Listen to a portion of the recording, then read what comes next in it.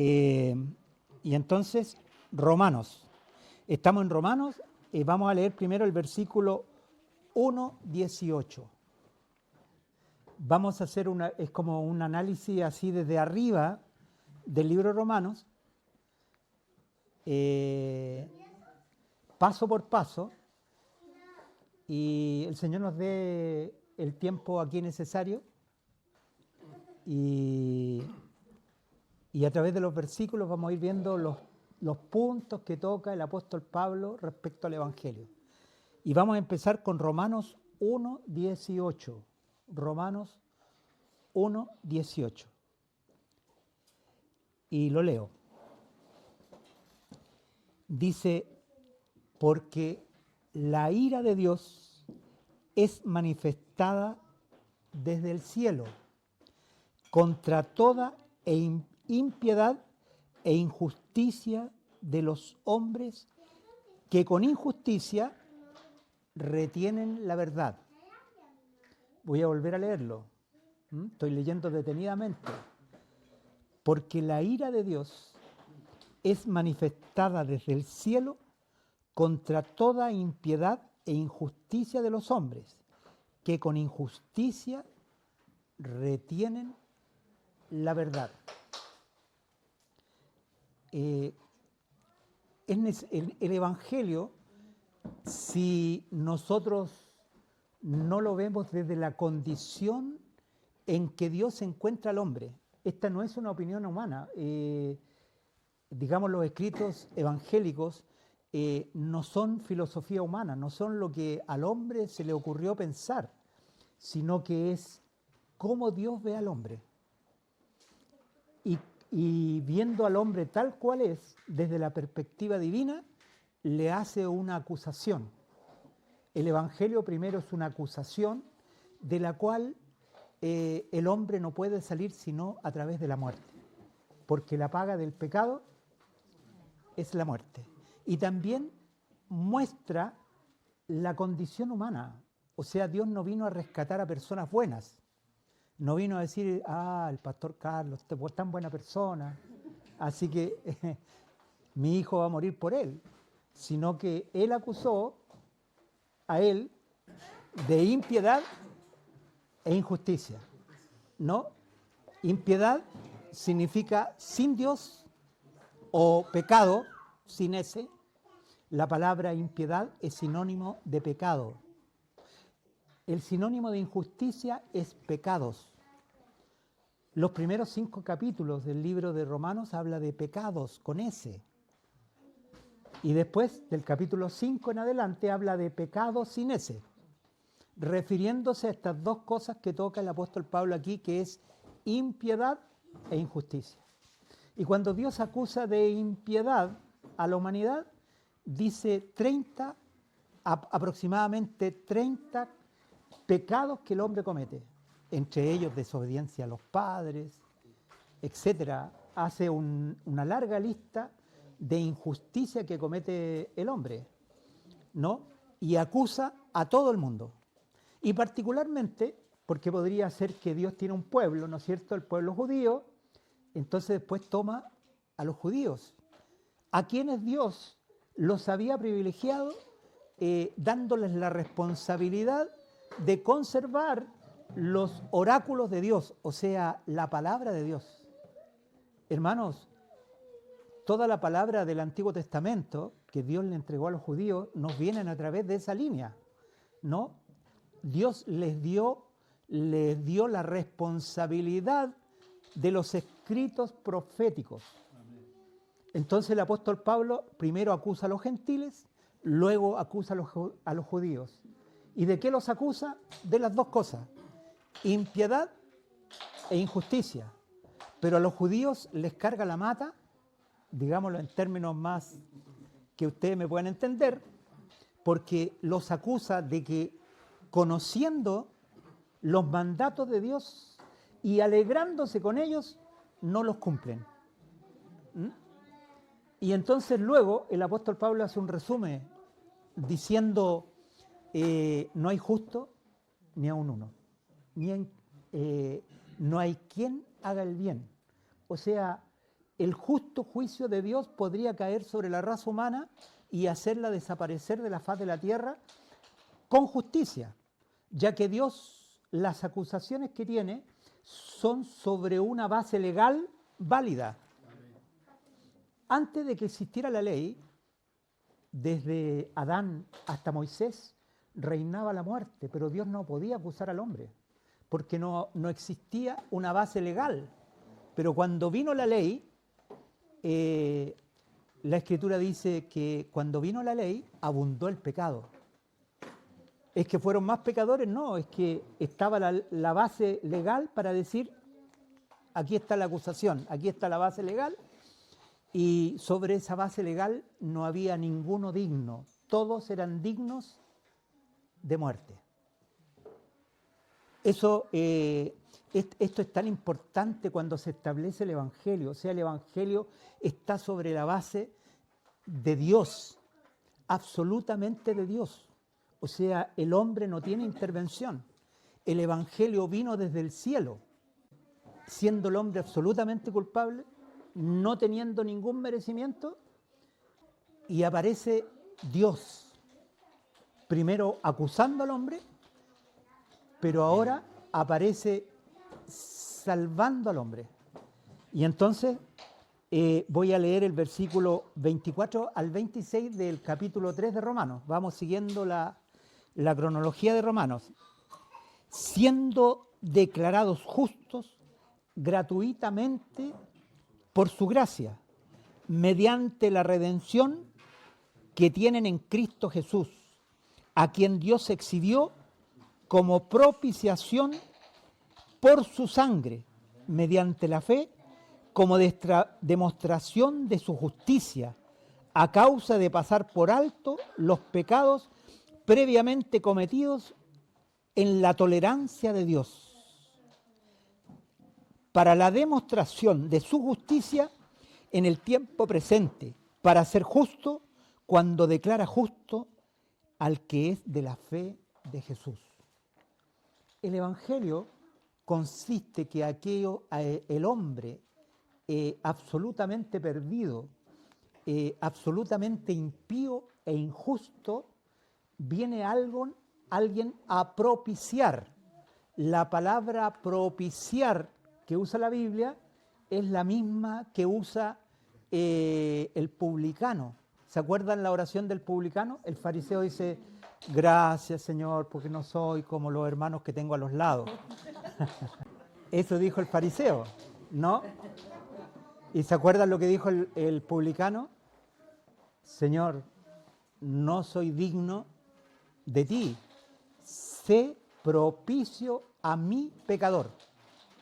Cuando el publicano dice, sé propicio a mi pecador, la palabra propicio significa la deuda que yo tengo contigo es tan grande que no la puedo pagar. Levanta a alguien que pague la deuda por mí.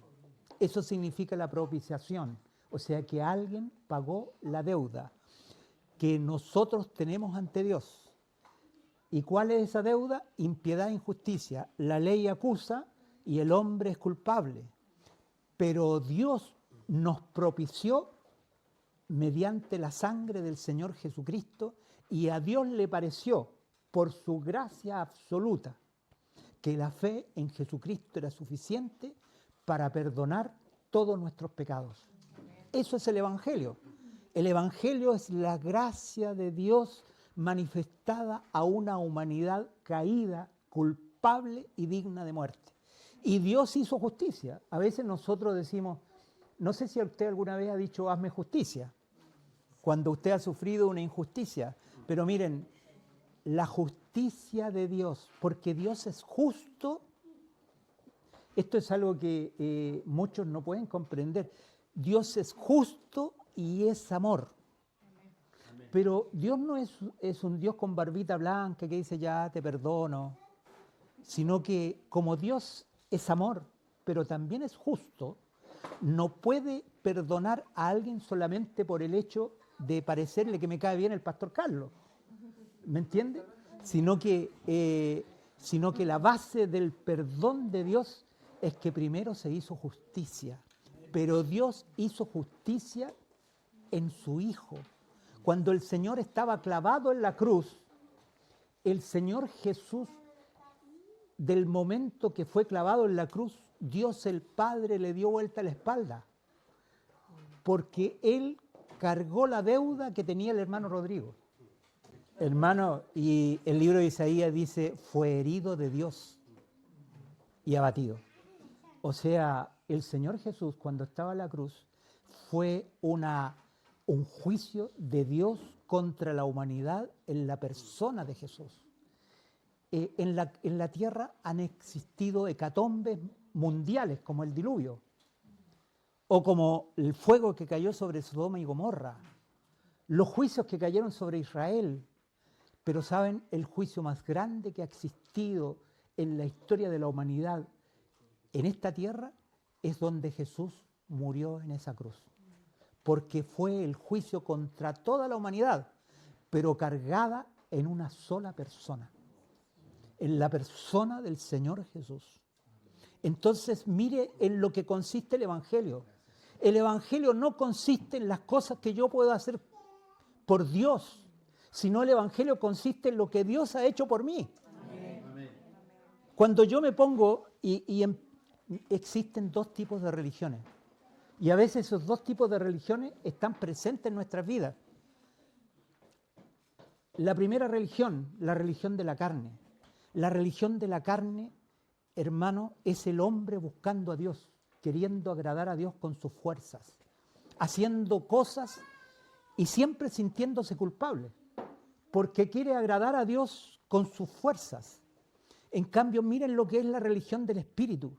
Es aquel que simplemente siendo pecador, perdido, con una deuda impagable, ha creído en Jesucristo y cree que sus pecados han sido perdonados y ha sido levantado por Dios en virtud de esa justicia. Dios ajustició a su Hijo y dice hoy día, Rodrigo, no tienes ninguna deuda conmigo. ¿Qué pasa si Rodrigo sigue proclamando que tiene deudas? Sería incredulidad. ¿Se fija? Nosotros tenemos que proclamar lo que hemos creído. Porque el Señor Jesús, cuando murió en la cruz, hermanos, le quitó el dominio al diablo que le había quitado al hombre, ya que Dios puso como responsabilidad de todo lo creado al hombre. El día que el hombre pecó, Satanás le arrebató esa autoridad y ejerció sobre el hombre un dominio y un combate contra Dios.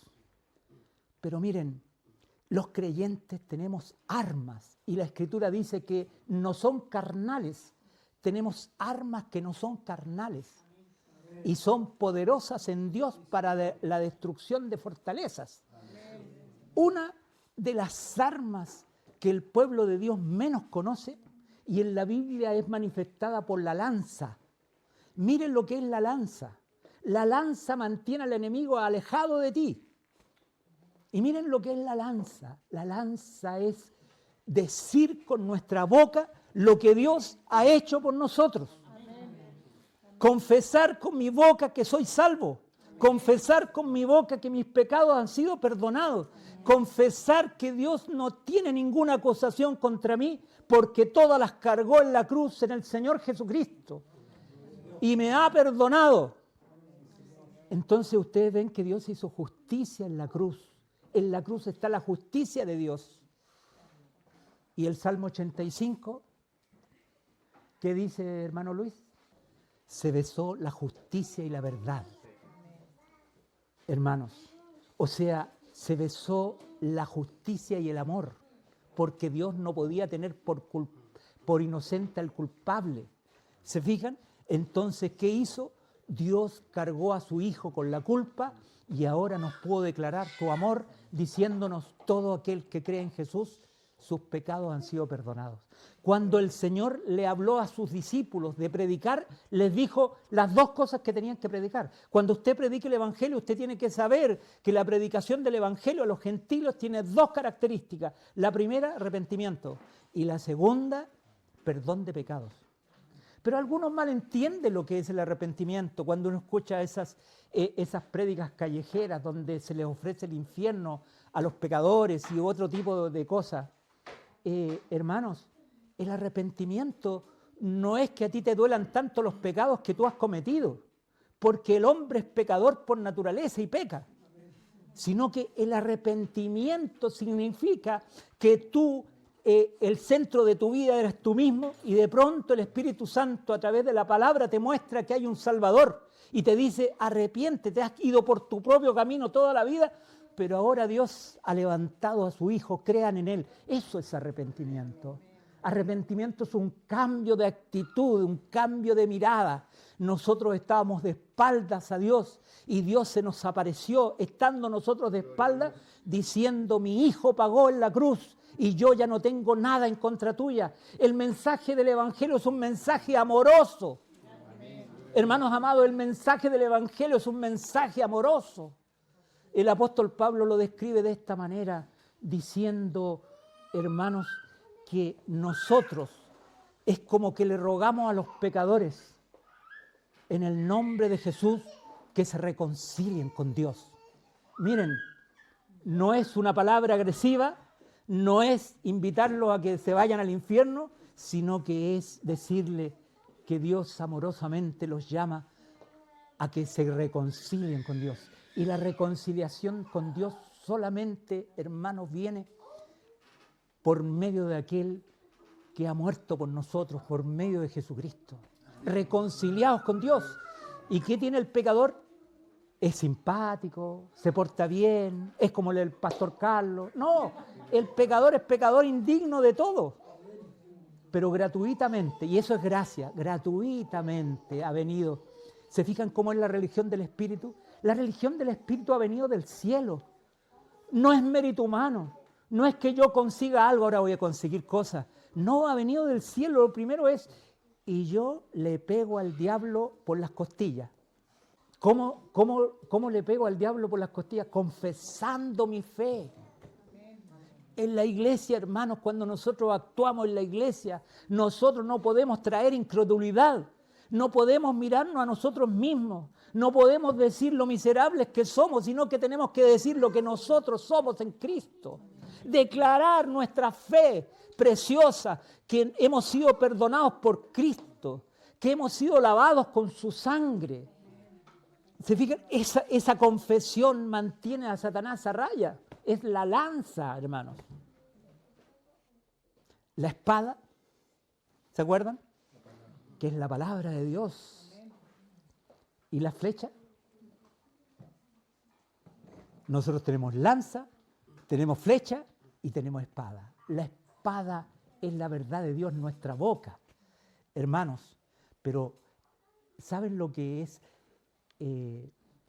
la flecha?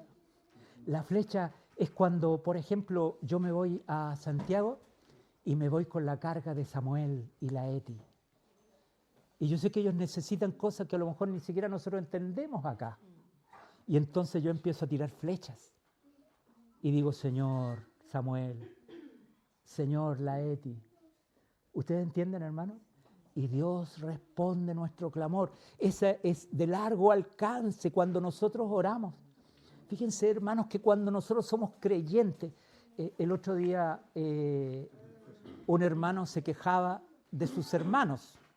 Y yo le decía: hermano, mira, ¿tú quieres encontrar las personas más imperfectas que hay en este planeta? Ándate a la iglesia. Ahí están todos juntitos.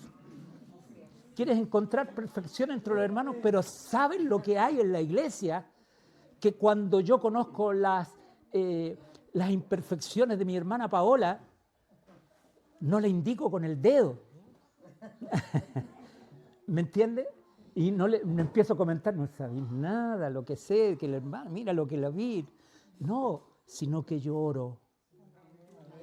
¿Se fijan? ¿Y qué hace el Señor? Contesta mi oración y levanta el corazón de mi hermana y de mi hermano. Eso es las armas que nosotros tenemos, que no son carnales. Pero ¿de dónde nacen? Del Evangelio, hermanos.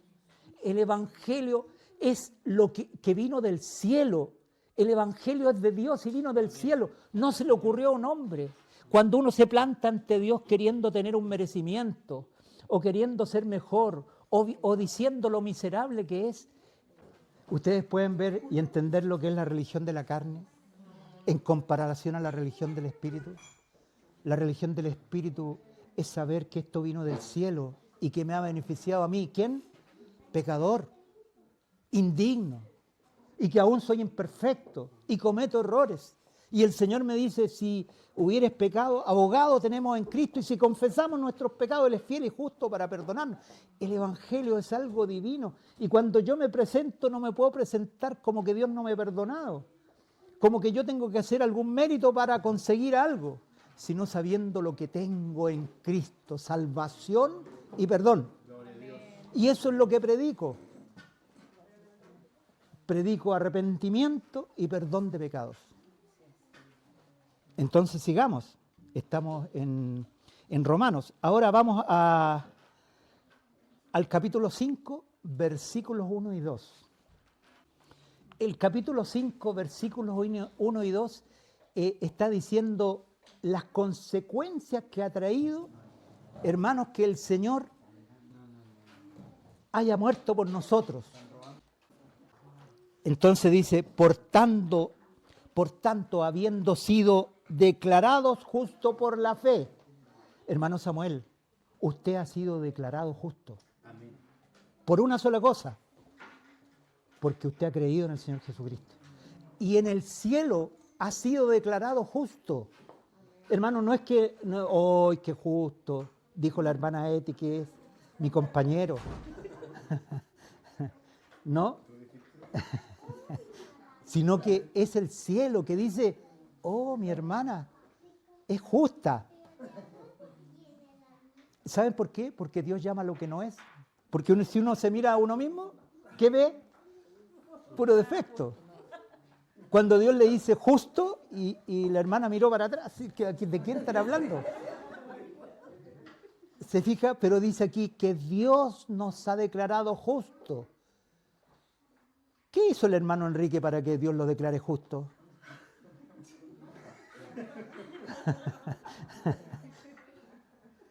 Hermanos,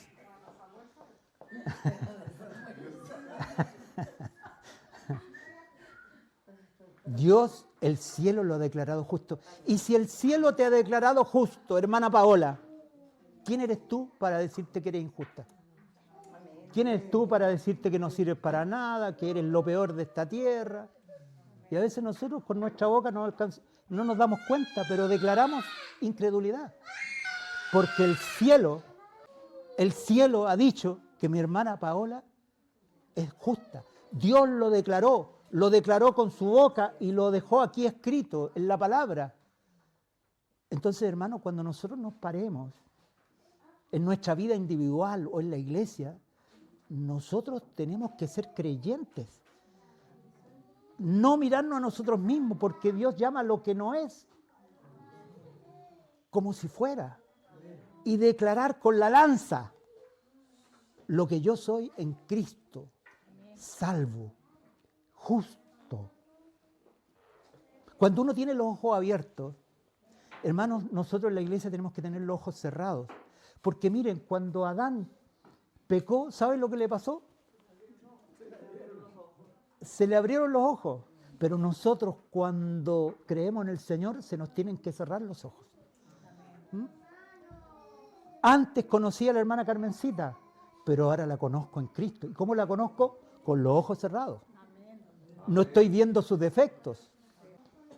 Cuando nosotros llegamos a la iglesia con los ojos abiertos, lo primero que nos pega son los defectos de los hermanos. Hace poco escuché una persona que dijo, no voy porque esto otro, y como 5 argumentos para decir por qué no venía. ¿Qué es eso? Y parece que la persona fuera muy, muy crecida en las cosas de Dios. Esa persona no ha crecido 1 centímetro. Porque para crecer, ojos cerrados. Y por supuesto la lengua queda amarrada totalmente, pero mi lengua está abierta para decir lo que yo soy en Cristo, soy salvo. Hermanos, nuestras reuniones tiene que haber confesión de la verdad. Y eso no tiene que estar en la boca del predicador, tiene que estar en la boca de cada hermano. Lo que yo soy en Cristo, he sido perdonado y he sido declarado justo, que es la conclusión de la primera parte del libro de Romanos. Por tanto, habiendo sido declarados justos por la fe, tenemos paz con Dios por medio de nuestro Señor Jesucristo. Tenemos paz. ¿Qué significa que tenemos paz? Que esta paz no depende de mí. Ni siquiera depende como le fue a la hermana Laurita en el hospital hoy día. Pero a pesar de esas cosas que nos pasan, hermano, nuestra confesión no es ni siquiera nuestra conducta, sino es lo que Dios dice de nosotros. Y nuestras reuniones deberían ser marcadas por la confesión de lo que nosotros somos. Soy salvo, soy justo, tengo paz con Dios. Esta paz no ha provenido de mí, sino que ha provenido del Hijo de la paz, porque es mediante Jesucristo, porque hay un solo Dios y un solo mediador entre Dios y los hombres. ¿Saben lo que significa mediador? Hermano Enrique, ¿usted sabe lo que significa mediador? Esto es mediador, significa que está al medio. Miren lo que significa mediador, que está al medio. Entre nosotros y Dios el Padre hay uno mediando. Hay un mediador, Jesucristo. Y mientras yo me veo a mí mismo, el mediador habla de mí ante el Padre. ¿Y sabe el argumento, hermanos? La acusación no solamente está en nuestra boca contra nosotros mismos, sino está en el mundo religioso, que constantemente acusa y juzga. Pero, queridos hermanos, nosotros tenemos un mediador, y cuando el Padre ve a ese mediador, que delante del Padre es Dios, y ante nosotros es hombre, hay un hombre sentado a la diestra de Dios. Jesucristo va a ser hombre por la eternidad y Dios bendito por los siglos. Pero ante Dios el Padre es Dios y ante nosotros es hombre que media. ¿Y saben cuál es el argumento que Dios usa en el cielo? Cuando nosotros vemos al hermano Enrique, a lo mejor lo vemos en muchas cosas, en sus defectos, en sus virtudes, en su servicio. Pero ¿saben cómo lo ve el Padre? El Padre no puede ver al hermano Enrique sino a través de Cristo. Y el Señor sabe lo que dice: este es mi Hijo amado, en quien tengo complacencia. ¿Saben? Yo antes predicaba ese versículo y decía, eso es lo que Dios dice de su Hijo. Pero yo podría orar hasta decir, este es mi Hijo amado, punto. Pero hoy día quiero decir con todas sus letras que Dios se ha complacido de ustedes en Cristo. Y así es como nos ve. Cuando tú te miras a ti mismo y no en Cristo, vas a encontrar defectos por todos lados. Pero la religión del Espíritu consiste en creerle a Dios. Eso es el Evangelio. El Evangelio vino del cielo, no es terrenal. No es nosotros que tratamos de encontrar a Dios. Es Dios que nos encontró a nosotros. Y me ha pedido que yo le crea, que abra mis ojos a Él y que los cierre ante mis hermanos para verlos a todos hermosos. Porque también nosotros podemos ver a los hermanos con el mediador. ¿Cómo veo a mi hermana Carmencita? A través de Cristo. ¿Y cómo la veo? Hermosa. Po. Eso es. Nosotros nos miramos en el espejo y juzgamos nuestra vida. Pero el Padre no te puede ver fuera de Cristo. Nos ve en Cristo. Y eso confesamos, es la confesión cristiana, hermanos. Cuando nosotros venimos el domingo, tenemos que venir con la lanza, sobre todo con la lanza. No solo confesar al Señor a través de nuestros cánticos, porque a veces nosotros nos escondemos detrás de los cánticos. Son hermosos los cánticos, pero a veces el creyente se esconde detrás de los cánticos para no confesar, para seguir viviendo en incredulidad. Y para no confesar que somos salvos, que somos de Dios, que Él nos ha perdonado, que Cristo vive en nuestros corazones. Eso confiesa la iglesia. Eso es el Evangelio.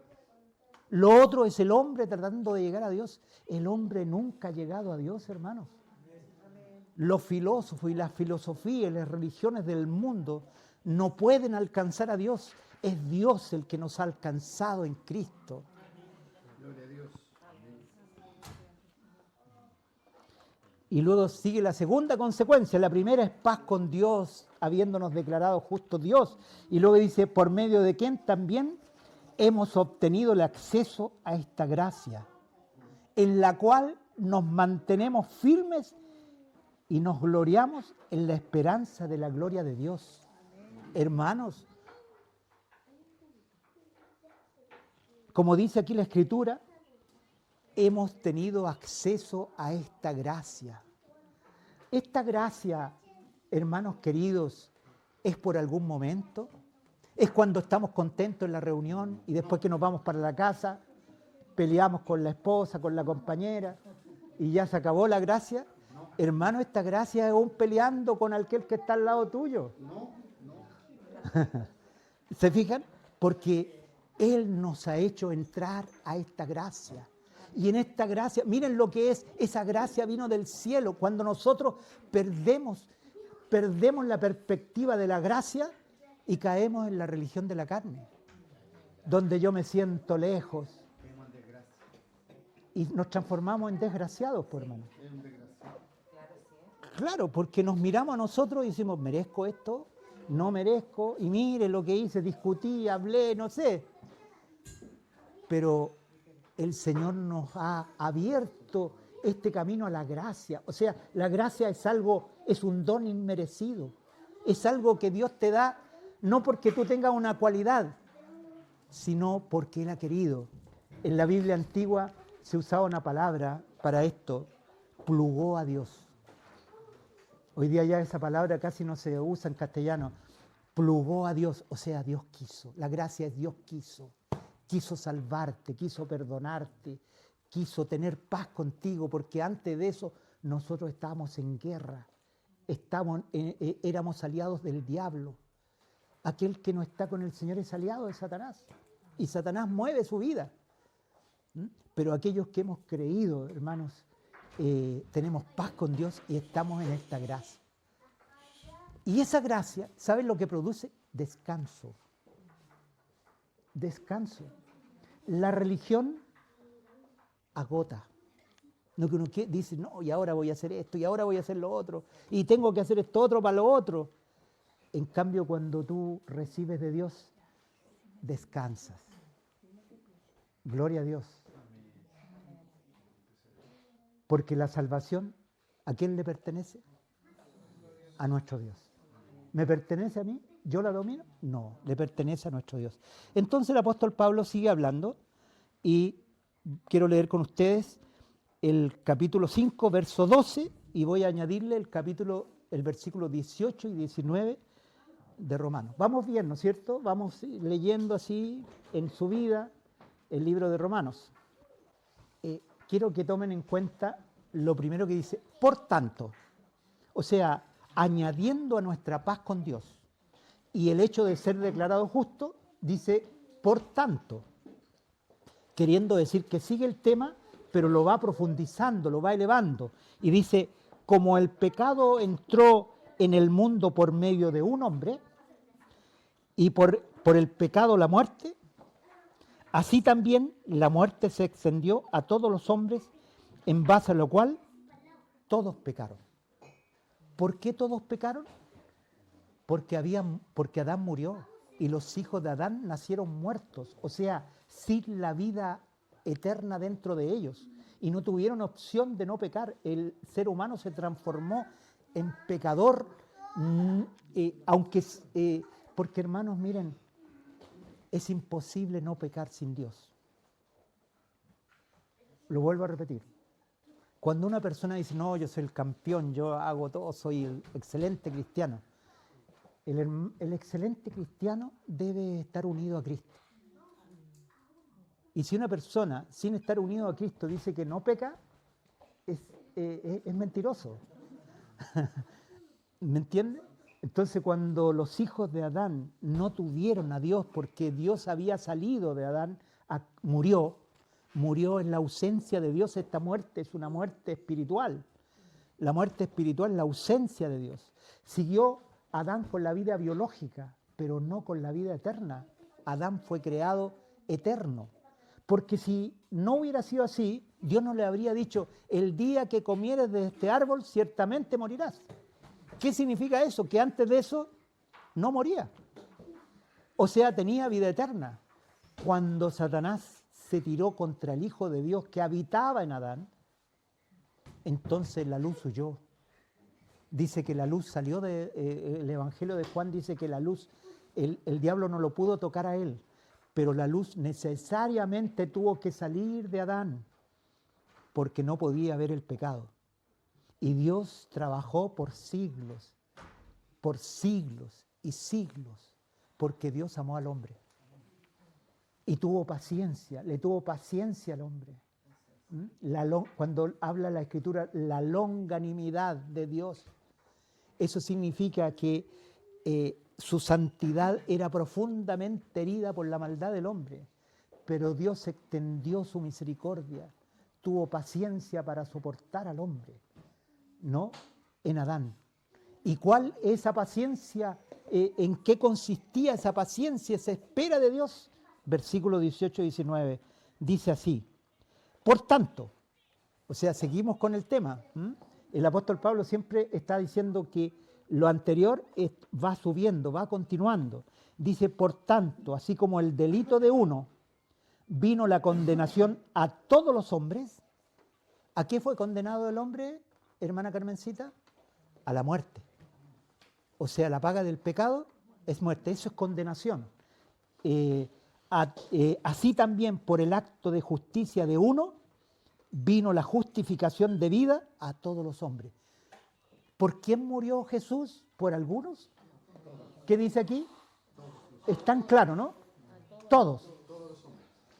A todos los hombres. Jesús murió y el Evangelio es predicado a todos los hombres.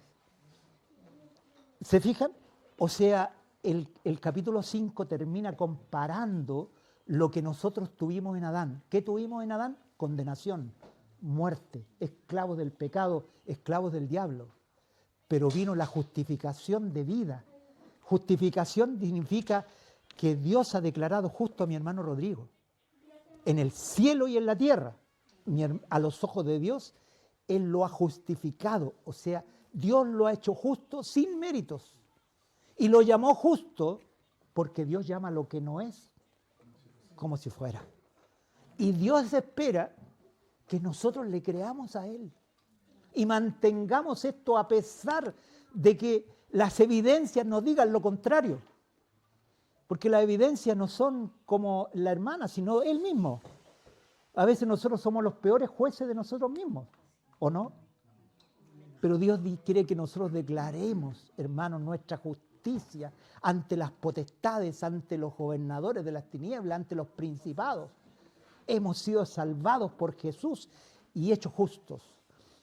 Y sigue diciendo el versículo 19, dice, porque así como por la desobediencia de un hombre los muchos fueron constituidos pecadores, así por la obediencia de uno los muchos serán constituidos justos.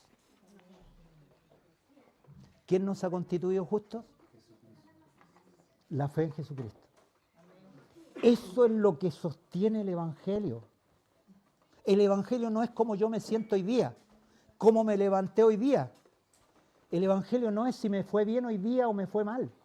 El Evangelio es algo eterno, que no sufre ningún cambio. Lo que hace algunos tiempo atrás estaba en una localidad que se llama Trustruf, en Temuco, no sé si algunos la conocen. Y cuando estaba ahí el pastor Hernán Molina, que fue un prominente pastor bautista, y estábamos cantando un himno, hermanos. Y el himno decía, fue su amor por mí que lo condujo allí. Y en el estribillo dice algo así, su amor no puede menguar y me ama a mí. Y cuando estábamos cantando ese himno, hermano, que decía, y su amor no puede menguar, lo cantamos unas 25 veces. Para constatar que el día en que el Señor te llamó y te amó, es con el mismo amor que tiene hoy por ti el Señor. El amor de Cristo no mengua. No, es que yo he vivido, me ha pasado. El amor de Cristo no mengua, su amor no puede menguar. Hermanos, porque el Señor, cuando nos dice que le creamos a su palabra, es porque así es Dios. Dios es fiel a la palabra. Cuando Dios dice por aquí, es por aquí. Cuando Dios te hace una promesa, es porque esa promesa es verdadera y es fiel. Amén. Y Él quiere que nosotros le creamos a Él. Bendito es el Señor. Y cuando Él hace la comparación, lo que nos vino por Adán es muerte y condenación. Lo que nos vino por Cristo es justicia y salvación. Capítulo 6, versículos 17, 18 y 22. El Señor, a través de Pablo, sigue avanzando en la doctrina. ¿Se fijan? Primero salvación, luego comparación entre Adán y Cristo. Y ahora, miren lo que nos dice. Voy a leer el versículo 17 y 18 del capítulo 6. Dice así: y habiendo sido libertados del pecado. Miren lo que dice aquí, hermano, porque esto es muy serio. Y habiendo sido, este es un verbo compuesto que se refiere a algo que pasó en el pasado, pero es continuo hasta el día de hoy. Habiendo sido libertados del pecado, miren, no solamente el Señor perdonó nuestros pecados, ¿me entiende? Con ese, sino que nos libertó del pecado, o sea, nos libertó de la impiedad.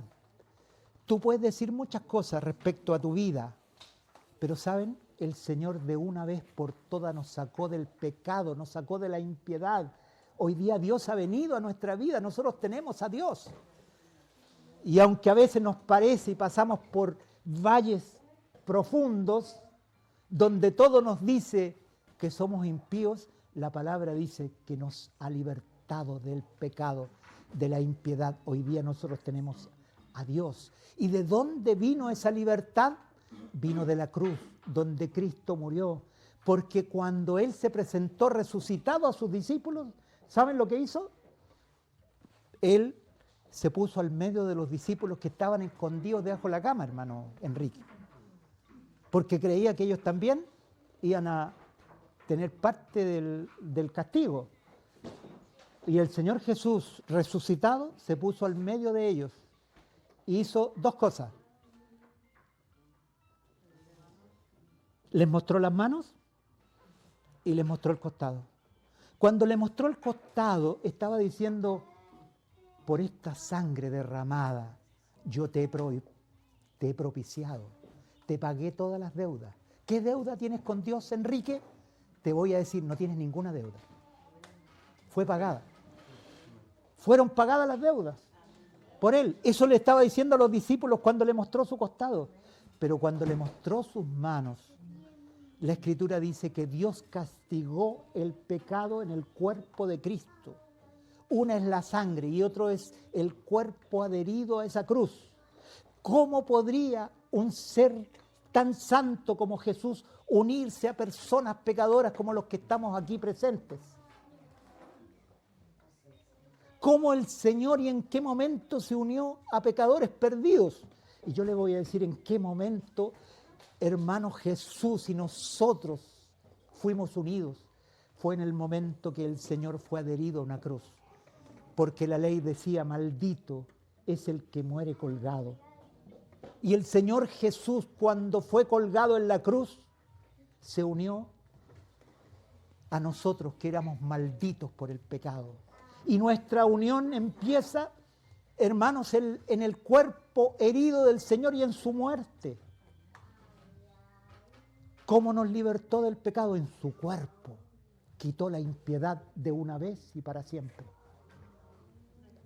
Eso es lo que dice la Escritura. ¿Y qué me pide Dios? Que yo le crea. ¿Como quién? Como un niño. los niños entrarán al reino de los cielos. Los otros quieren tener la evidencia, pues muéstrame las pruebas. Pero nosotros somos creyentes, somos ovejas. ¿No es cierto? Nosotros le creemos a Dios. Y aquí dice que Él nos ha libertado del pecado. Y si Él dice que nos ha libertado del pecado es porque así es. Y luego sigue diciendo, y habiendo sido libertado del pecado, fuiste hecho esclavos de la justicia. Hermano, miren lo que dice. Es que el original dice esclavo. La otra versión es como, la palabra siervo es como, en algunas denominaciones cristianas, siervo es como una charratela, dice el siervo. ¿Ah? Dice el siervo es el pastor, pues dice el siervo. Es como el siervo de Dios. Pero el griego dice esclavo. Dice esclavo de la justicia. ¿Qué significa que somos esclavos de la justicia? Que hermana, usted ahora es esclava de Jesucristo. ¿A quién obedecemos? Al Señor Jesús. Antes obedecíamos ¿a qué? A nuestras pasiones, a nuestros deseos, o sea, al diablo. Pero hoy día tenemos un Señor y la iglesia declara que Jesús es el Señor. Y luego sigue diciendo el versículo, dice 18, dice, hablo humanamente a causa de la debilidad de vuestra carne, porque así como ofreciste vuestros miembros como esclavos a la impureza y a la iniquidad, para la iniquidad, así ahora ofreced vuestros miembros como esclavos a la justicia para santificación. Y sigo leyendo, me salto al versículo 22 y dice, pero ahora, habiendo sido libertados del pecado y hechos esclavos de Dios, tenéis vuestro fruto para santificación y al fin vida eterna.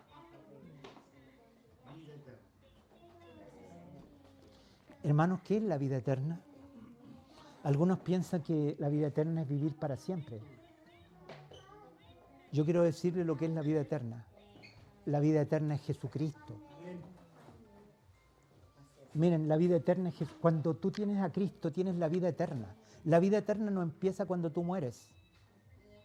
La vida eterna empieza cuando tú recibiste en tu corazón a Cristo. Esa es la vida eterna. Y si nosotros iramos más fino, ustedes se van a dar cuenta que la vida eterna es distinto a cómo nosotros medimos la vida, porque nosotros medimos la vida en el tiempo. Pero saben, la vida eterna no existe el tiempo. No envejecemos, no morimos. Capítulo 7, verso 6. Estamos recorriendo Romanos a través de estos versículos. ¿Sigo leyendo? Leo desde el versículo 4. Dice, así también vosotros, hermanos míos,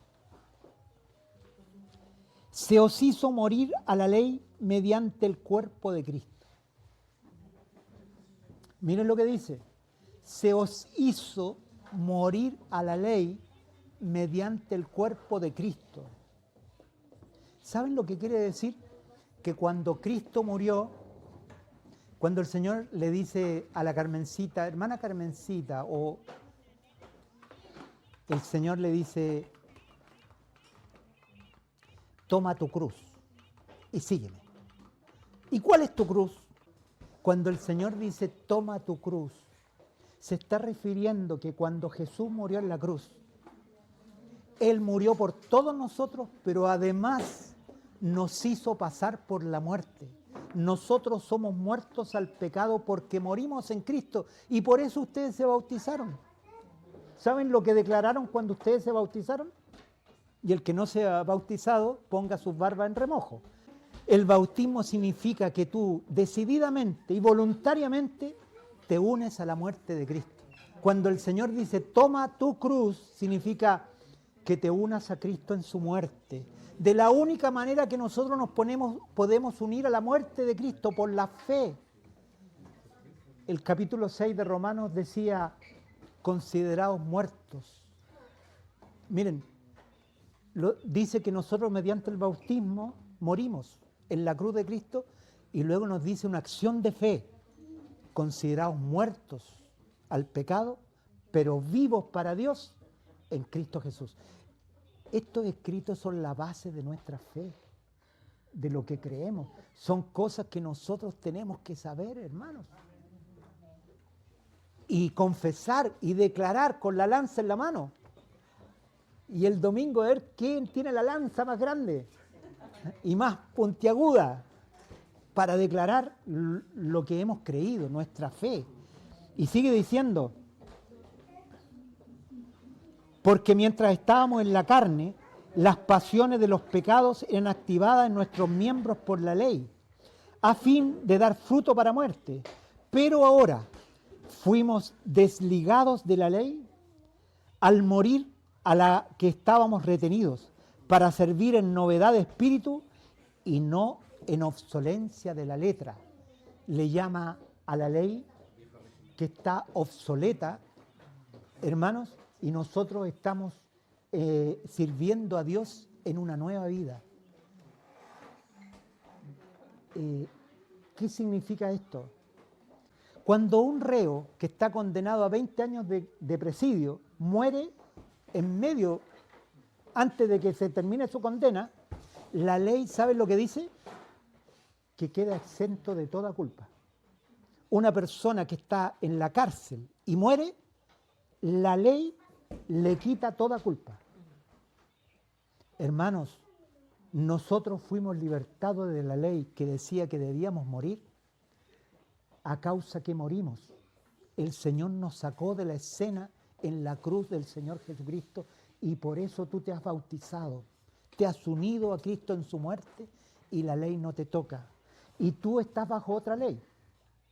Porque algunos dicen, mire, a Pablo lo calumniaban y decía, Pablo está predicando que hagamos lo que queramos. Pero Pablo estaba hablando de otra ley. Nosotros estamos bajo otra ley. ¿Saben ustedes bajo qué ley nosotros estamos? Claro, la ley de Cristo Jesús. Nosotros seguimos a Cristo por la fe. Esa es nuestra ley. Y la ley que nosotros seguimos es más alta que la ley. Porque es por amor. Seguimos a Jesús por amor, por pasión. Somos apasionados de Cristo. Capítulo 7, estamos en el capítulo 7, voy a leer el capítulo 7, versículos 23 al 25. Miren lo que dice. Hermanos, estamos examinando un documento apostólico.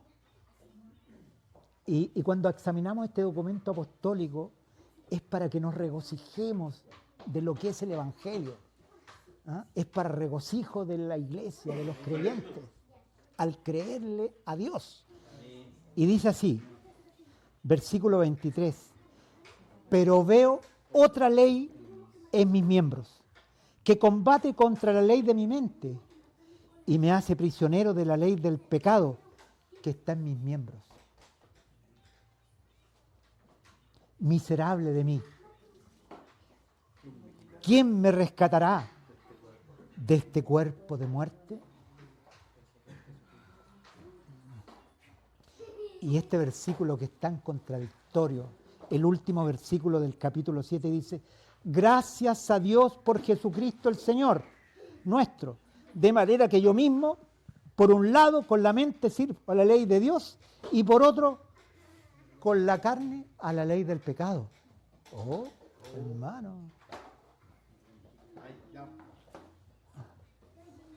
Nosotros cantamos una alabanza que a lo mejor ustedes la conocen, la han cantado,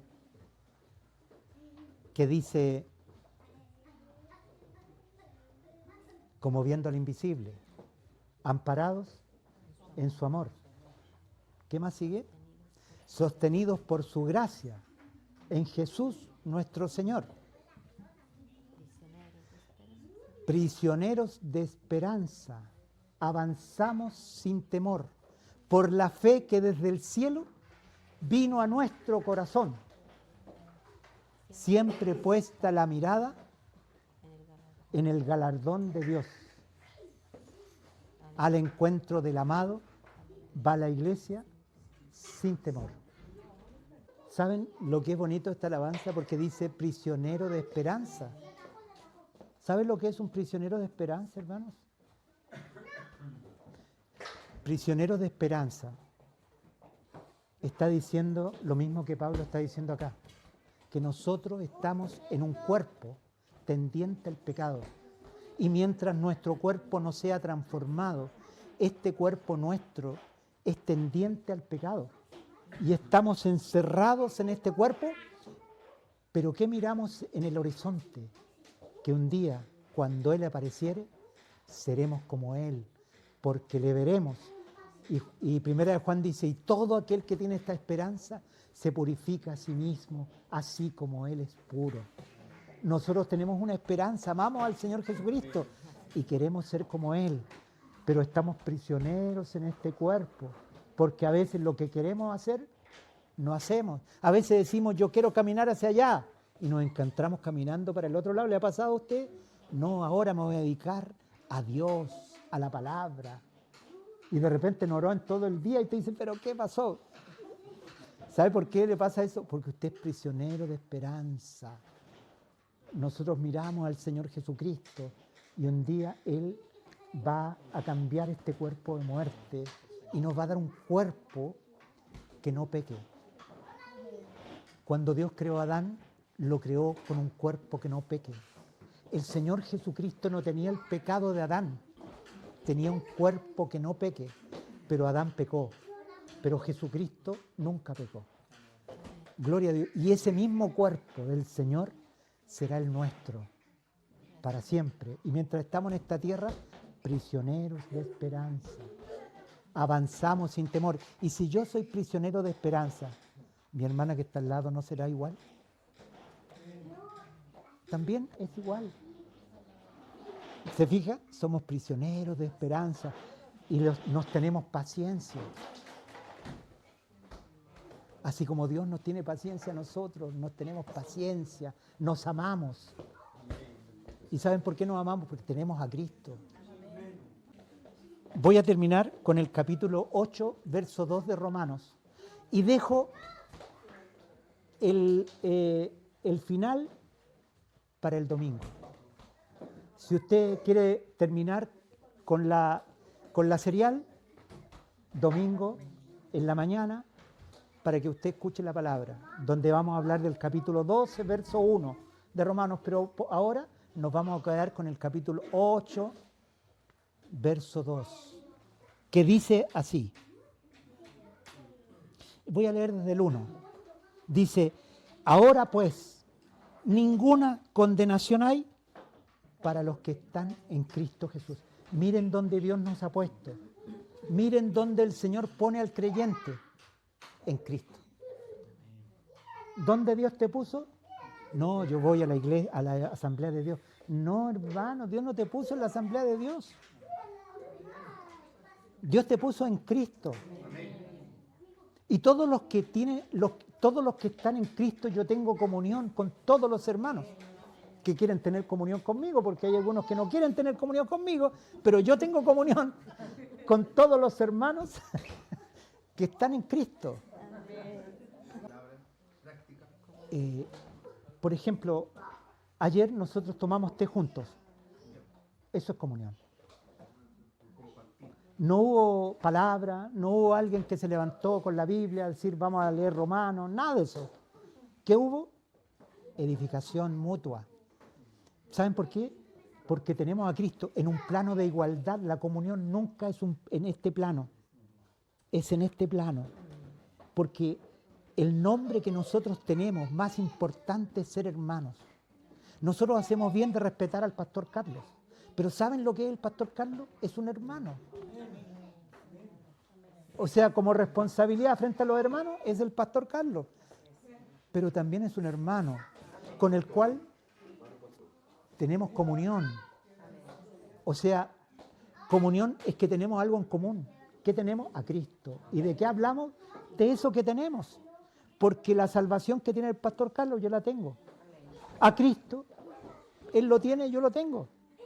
Y la comunión siempre es en Cristo. La comunión se rompe cuando yo digo, no, yo soy de la línea fundamentalista, o soy de... Claro, soy de...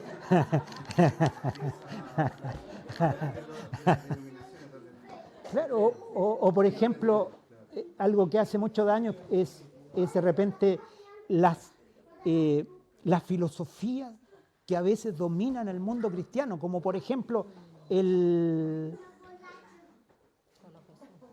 francés, por ejemplo, del siglo XVI, ¿cómo se llamaba? Calvino. El calvinismo sectario, ¿no es cierto? Que dice algunos son salvos y otros no vino por todos, sino por los elegidos. Entonces hay otros son elegidos para condenar. La predestinación son filosofías que dividen a los cristianos. Un día fui a Bolivia y había algunos calvinistas y nos desafiaban a discutir, discutir con versículos bíblicos. ¿Se fijan? No hay comunión. Porque la única base de la comunión es Cristo. Cuando yo llego a un lugar y digo, tengo mejor religión que aquí, de todos los que están aquí, sé más, conozco la última papa de la doctrina, no puedo tener comunión. La comunión siempre es en el plano de estar con hermanos. Y cuando uno está con hermanos, uno da y recibe. Uno recibe y da. Y cuando uno da, más recibe. ¿Se fijan, hermanos? Eso es comunión. Cuando nosotros nos relacionamos en que yo soy el gran obispo, el gran siervo de Dios, no puedo tener comunión. Muchas veces los pastores están solitarios. ¿Sabe cómo son? Están ahí arriba, son solos, débiles, frágiles. Porque la comunión te fortalece, el estar con los hermanos te fortalece, el tener una reunión donde estamos tomando té y hablando de las cosas del Señor, donde no hay obispos ni ninguna cosa, sino, miren, hermanos, cuando Dios creó los ángeles, los creó con grados, con jinetas. Hay ángeles con jinetas que son graduales, pero cuando Dios creó al hombre, ¿saben lo que es la autoridad en la humanidad? En la familia. El padre no tiene ninguna jineta. La madre no tiene ninguna jineta, pero tiene autoridad. ¿Se dan cuenta? La iglesia es una familia. Hermanos, donde hay padres y hay hijos. Y a veces los hijos se transforman en adultos y nosotros tenemos comunión. Esa es la comunión porque es algo que nos une. Hermanos, cuando uno está mirando a Cristo, las cosas son unánimes. Por ejemplo, llamen a los hermanos a hacer un almuerzo. No estoy sugiriendo nada, hermano. Llamen a los hermanos a hacer porotos, por ejemplo, con tallarines. No estoy diciendo que me gustan los porotos con tallarines, pero imagínense que ustedes quieren hacer y se juntan aquí a los hermanos a hacer porotos con tallarines. Yo les quiero decir que hay 15 hermanas y las 15 tienen una manera distinta de hacer los porotos con tallarines. ¿Saben lo que es la comunión? La comunión es cuando todos estamos mirando a Cristo y no hay opinión, sino que yo estoy mirando a Cristo, mi hermano está mirando a Cristo y en Él somos uno. Eso es la unidad del cuerpo de Cristo y ahí hay comunión. Si no está eso, no hay comunión. Termino, capítulo 8, verso 2.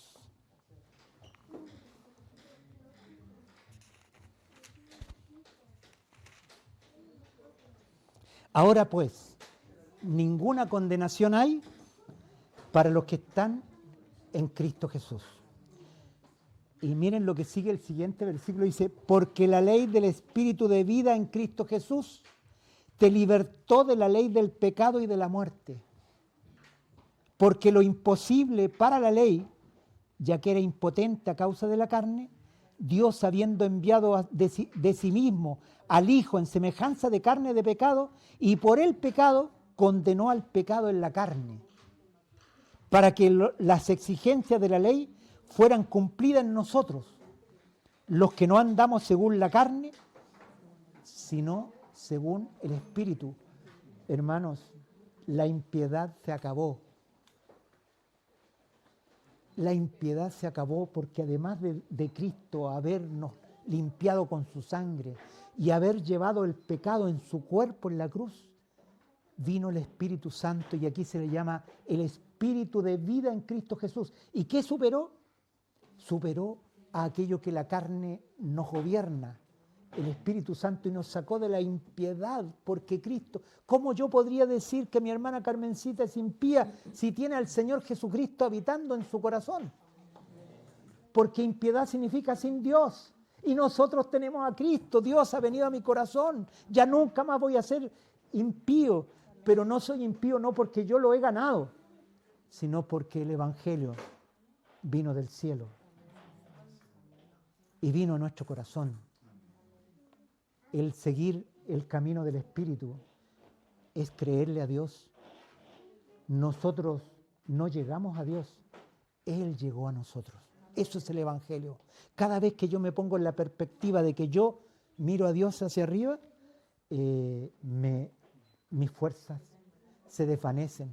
Pero cuando me veo agraciado en Cristo, cuando veo mi salvación, cuando veo mi liberación, cuando veo a Cristo viviendo en mi corazón, qué alegría, hermanos. Eso es el Evangelio, porque la palabra Evangelio significa buena nueva. Amén. Pero imagínate que imagínate que esté nevando allá afuera, y le pido a un hermano que esté ahí 40 grados bajo cero y que esté contento, esté alegre, ya, muéstrate contento. ¿Cómo va a estar contento? Pero el Señor nos ha traído aquí calientito, hermano, con la cocina. Eso es la salvación. Estamos en un lugar donde el diablo no puede penetrar. Estamos en Cristo. Amén.